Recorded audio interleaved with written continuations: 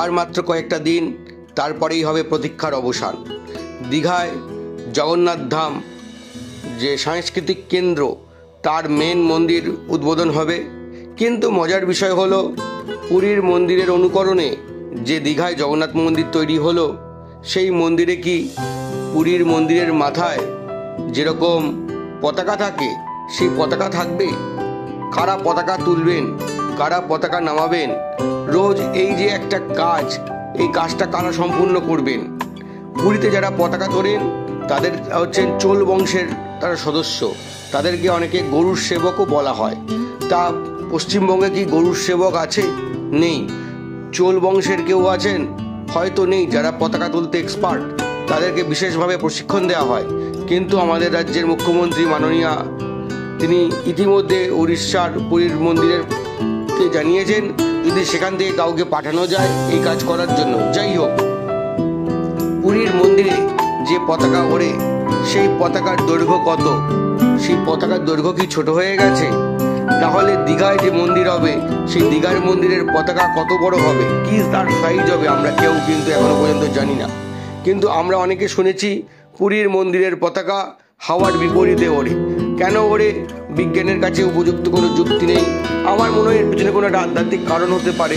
যাই হোক, আমার ছোট মাথায় এইটুকু ছাড়া আর কিছুই আসে না।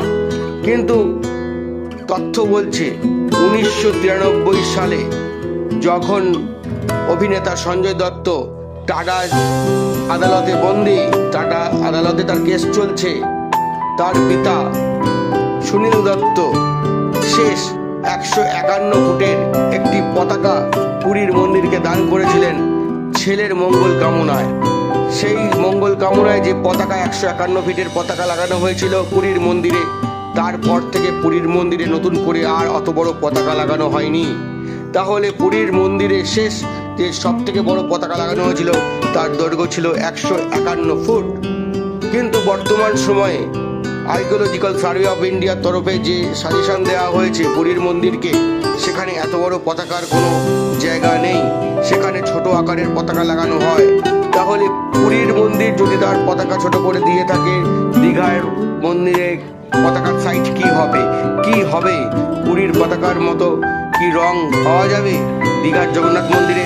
পুরীতে হলুদ, লাল এই পতাকাগুলোকেই সব থেকে বেশি দেখা যায়, কিন্তু মাঝে মধ্যে সাদা রঙের পতাকাও ওড়ে। কিন্তু আধ্যাত্মিক গুরুরা এবং যারা পর্যবেক্ষক তারা বলছেন যখন যখন পুরীর মন্দিরে সাদা পতাকা উড়েছে তখনই কিন্তু দুর্যোগের ইঙ্গিত এসেছে। আমফান, ফণী মতো দুর্যোগ আছড়ে পড়েছে পুরীর মন্দিরের উপর দিয়ে এবং গোটা গাঙ্গেয় পশ্চিমবঙ্গের উপর দিয়ে। তাই এই পতাকা শুধুমাত্র সাধারণ পতাকা নয়, এই পতাকার মধ্যে লুকিয়ে রয়েছে বিভিন্ন আধ্যাত্মিক দিক, বিভিন্ন ইঙ্গিত। সেই ইঙ্গিত কি আমরা পাবো দীঘার মন্দির থেকে? জানি না, অনেকগুলো প্রশ্ন ঘুরছে। কিন্তু মাননীয়া চাইছেন যে দীঘার মন্দিরেও পতাকা উড়ুক।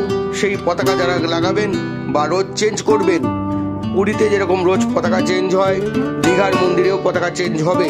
কিন্তু কারা করবেন তিনি উড়িষ্যার পুরীর মন্দির তরফকে জানিয়েছেন ওখান থেকে প্রশিক্ষিত লোক দেওয়া হোক।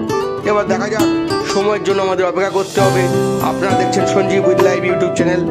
তথ্য পেতে, ভিডিও দেখতে সঙ্গে থাকুন, কমেন্ট করুন, লাইক করুন, সাবস্ক্রাইব করুন। নমস্কার।